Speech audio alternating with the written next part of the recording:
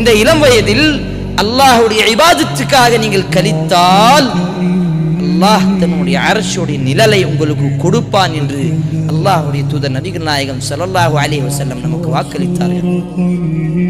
இதை நாம் எப்போதும் மறந்துவிடக் கூடாது. அதே போல அல்லாஹ்வுடைய தூதர் ஸல்லல்லாஹு அலைஹி வஸல்லம் இந்த இளமை பருவத்தில், இந்த வாலிப வயசில் செய்யக்கூடிய இபாதத்துக்களை பற்றி சொல்லுகிறார்கள். சஹாபாக்களை எப்படி தெரியுமா ட்ரைனிங் கொடுத்தாங்க ரசூலுல்லாஹ்?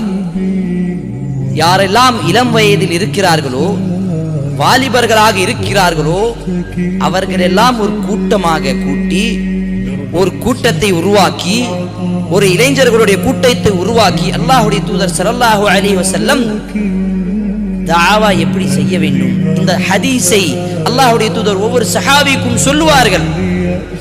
ஒவ்வொரு சஹாபியும் தனக்கு தெரிந்த ஹதீஸை மற்றவருக்கு சொல்லுவார்.